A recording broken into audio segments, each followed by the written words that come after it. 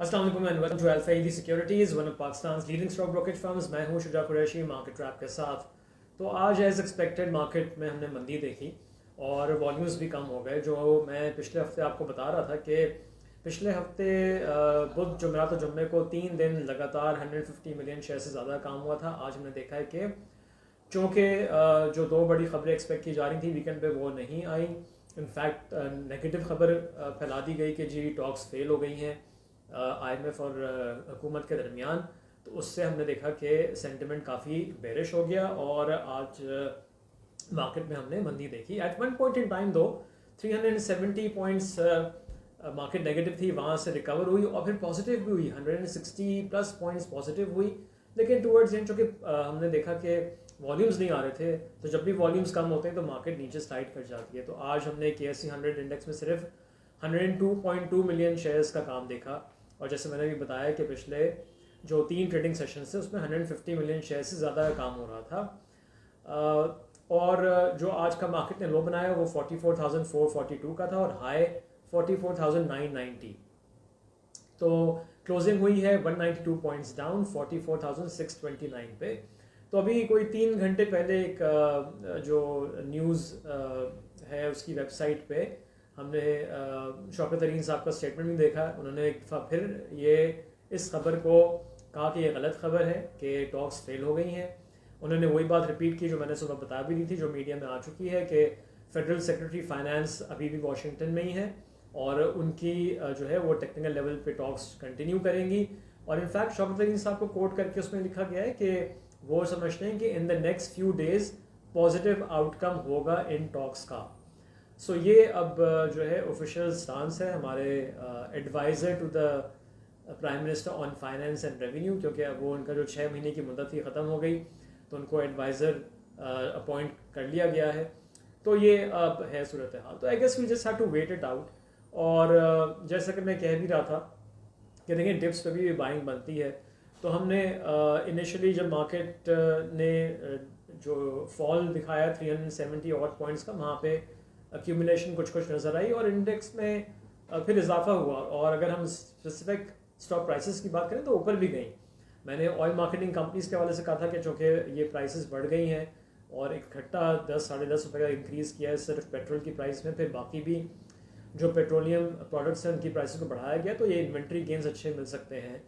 तो हमने PSO को भी गेंस करते हुए देखा टूवर्ड्स दी एंड, लेकिन वो नीचे आ गया। शेल पाकिस्तान प्लस बंद हुआ है। हाईटेक लुब्रिकेंट में ऊपर का लॉक लगा था, लेकिन जब मार्केट में प्रेशर आया तो लॉक भी हट गया, फिर नीचे आया। सो वैल्यूज़ आर देयर। फिर अब हम देख रहे हैं कि जो बोर्ड मीटिंग्स की डेट्स अनाउंस हो रही हैं और काफ़ी बोर्ड मीटिंग्स अगले हफ्ते भी हैं, इस हफ्ते भी हैं, लेटर इन द वीक। तो उन स्टॉक्स में हमको इंटरेस्ट नज़र आएगा, स्पेशली अगर वहाँ पे हमारी एक्सपेक्टेशन है कि अर्निंग्स अच्छी आ सकती हैं। तो आई थिंक इसलिए भी जो है थोड़ा सा डिप्स पे एक्यूमुलेट करना चाहिए।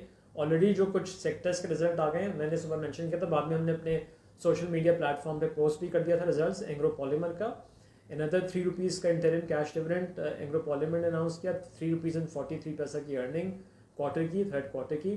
तो इस तरह से रिजल्ट्स अच्छे एक्सपेक्ट किए जा रहे हैं। और इवन जो सीमेंट के कुछ रिजल्ट्स आएंगे तो उसमें ये पहला क्वार्टर इतना बुरा नहीं होगा, बिकॉज इस क्वार्टर में हमने देखा था कि कोयला बढ़ना शुरू हो गया था, लेकिन जो कि इन्वेंट्रीज होती हैं तो काफ़ी हद तक जो एवरेज कोल प्राइस होगी कुछ सीमेंट कंपनीज की वो फिर भी मैनेजेबल होगी और कुछ अच्छे रिजल्ट्स में एक्सपेक्ट कर सकते हैं। बट ऑफ कोर्स अब गोइंग फॉरवर्ड थोड़ा सा देखना पड़ेगा। बैंक्स ने आज भी अच्छा परफॉर्म किया। The 3 big banks HBL, MCB, UBL positive zone में ट्रेड करते रहे।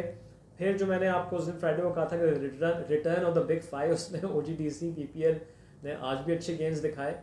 सो और ऑयल प्राइसेस चूँकि ऊपर जा रही हैं, तो अभी मैंने चेक किया तो वही $85.70 के आसपास ही ब्रेंट ट्रेड कर रहा है। सो ये चीज़ें हैं। तो थोड़ा सा हमको ये आई थिंक जो कमिंग डेज हैं, जब तक IMF की खबर नहीं आ जाती, और तो थोड़ा सा मार्केट जो है वो ऐसे ही ट्रेड करेगी। बट डिप्स पे आई थिंक एक्यूमुलेशन बनती है उन स्टॉक्स में जहाँ पे अच्छी अर्निंग्स एक्सपेक्ट की जा रही हैं once again. So that's what all I have to say. Because ये जो IMF की खबर आई तो उससे हमने देखा कि इंटरबैंक मार्केट में भी प्रेशर नज़र आया। रुपी ने एक ही दिन में 1 रुपी एंड 60 पैसे लूज़ किए हैं। 171 आई थिंक 18 पे क्लोजिंग हुई थी फ्राइडे को, आज 172.77 पे क्लोजिंग हुई है।